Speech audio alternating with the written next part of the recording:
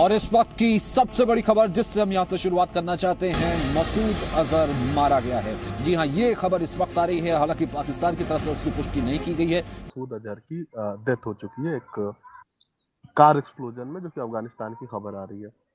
और और बात यह है कि जो मेरी जानकारी है, जो टू द बेस्ट, पाकिस्तान की आईएसआई में हड़कंप मच गई है कि पाकिस्तान की आईएसआई उनको प्रोटेक्ट नहीं कर पा रही है।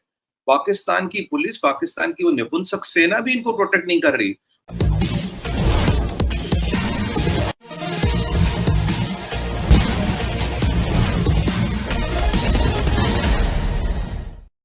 भारत विरोधी आतंकी कार्रवाइयों के 3 मास्टरमाइंड हाफिज सईद, मौलाना मसूद अजहर और दाऊद इब्राहिम पाकिस्तान की खुफिया एजेंसी आईएसआई की छत्र छाया में पाकिस्तान में रह रहे थे, लेकिन उन्हें क्या पता था कि राह उन्हें पाताल से भी खोज लेगी।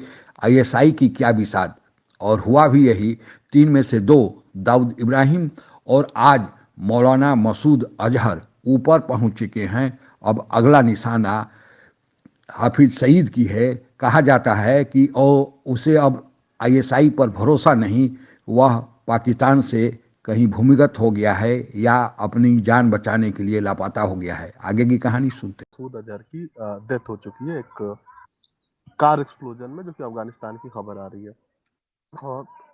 और बात यह है कि जो मेरी जानकारी है, जो बालाकोट का जो जाबा टॉप था, उसमें ही वो मारे गए। ठीक है, ऐसी एक खबर है। और दूसरे साथ कुछ लोग ये भी बोलते हैं कि वो उसमें इंजर्ड थे, जिसका ट्रीटमेंट चल रहा था रावलपिंडी के एक मिलिट्री हॉस्पिटल में। लेकिन उसके बाद से उसी मिलिट्री हॉस्पिटल में एक एक्सप्लोजन होता है, जिसके एक्सप्लोजन में वो मारे गए।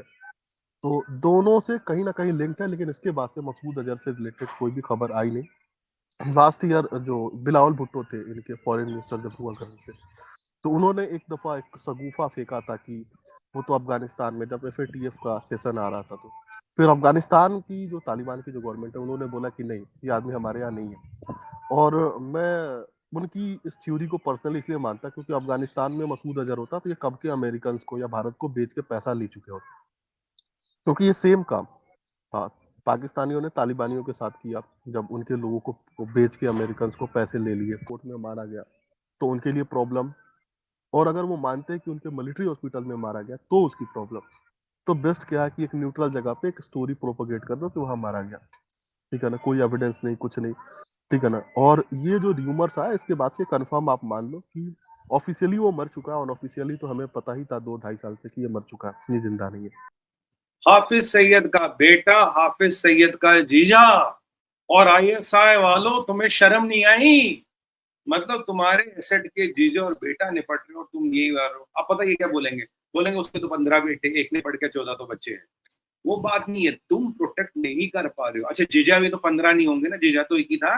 या वो भी बोलोगे जीजा भी 15 थे। सर, ये जो खालिस्तानी है, इनका भी अंत वैसे ही होगा। भारत के शत्रुओं का अंत वही होगा। और जैसे हो रहा है, अब कौन कर रहा, क्या कर रहा है, वो हमें नहीं पता। जो भी कर रहा, बहुत उत्तम काम कर रहा। मुझे तो लगता है एक लिस्ट बनी है कहीं ना कहीं, किसी न किसी के पास, और उस लिस्ट पे बहुत सिस्टमेटिक तरीके से, बहुत लॉजिकल तरीके से एक प्रोजेक्ट मैनेजमेंट में जो कहते हैं गैंट चार्ट बना है, गैंट चार्ट बना रखा है, और फिर उसके हिसाब से सिस्टमेटिक तरीके से एलिमिनेशन हो रही है। जिस स्टेचर का आदमी है, जिसको प्रेसिडेंशियल लेवल से भी ज्यादा सिक्योरिटी है आज के टाइम पे, आप इनके प्रेसिडेंट को जाके मार सकते हैं, आर्मी चीफ को जाके मार सकते हैं, लेकिन मसूद अजहर को नहीं मार सकते थे। सॉरी, हाफिज सईद को नहीं मार सकते, क्योंकि उसके पास 6 लेयर सिक्योरिटी है। दाऊद इब्राहिम को नहीं मार सकते थे, फिर भी वो मरा ना। तो there are always a solution to eliminate such target. Always trust your government, they better know how to do such thing.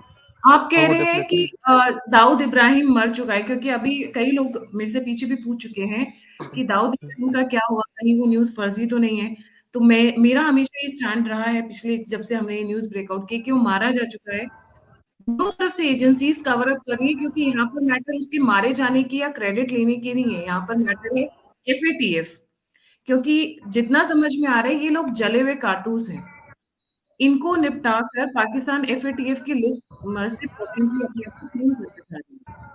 आपकी क्या राय है? बिल्कुल बिल्कुल मैम, आपकी बात बिल्कुल सही है, जले हुए कारतूस है। और इनकी वजह से मजीद और प्रॉब्लम बढ़ेगी। और ये by the way Masood Azhar ने मुशर्रफ पे भी अटैक किया था। 2004 का वो टाइम था जब ये आगरा समिट ये सारा कुछ हो रहा था। ये पता नहीं कब किसका नंबर आ जाए। और अगर आप देखेंगे संजय से 27 तारीख से लगभग अब तक रोज एक विकेट गिरती जा रही, एक एक निपटाया जा रहा है। तो समाचार तो बहुत गंभीर है इनके लिए और संदेश बहुत डायरेक्ट है। समाचार गंभीर है लेकिन संदेश बहुत डायरेक्ट है। सबका नंबर आएगा, सब जाएंगे और जरूर जाएंगे क्योंकि इनके कर्म ही ऐसे हैं। और पाकिस्तान की आईएसआई में हड़कंप मच गई है कि पाकिस्तान की आईएसआई उनको प्रोटेक्ट नहीं कर पा रही है। पाकिस्तान की पुलिस, पाकिस्तान की वो निपुंसक सेना भी इनको प्रोटेक्ट नहीं कर रही।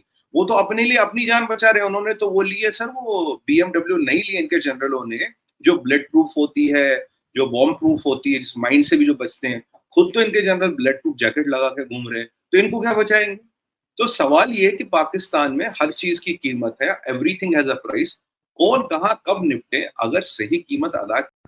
मसूद अजहर, जिसे पाकिस्तान में मौलाना मसूद अजहर भी कहा जाता था, उसने केवल भारत में ही नहीं बल्कि BBC ने एक स्टोरी प्रकाशित किया था जिसमें बताया था कि वह इस्लामी जिहाद या टेररिज्म UK तक भी ले गया था। इसको 2019 में अंतर्राष्ट्रीय टेररिस्ट घोषित किया गया था। 1994 में यह पहली बार फेक पासपोर्ट के आधार पर भारत में घुसा हुआ था। उस समय वह हरकत-उल-अंसार के लिए काम कर रहा था।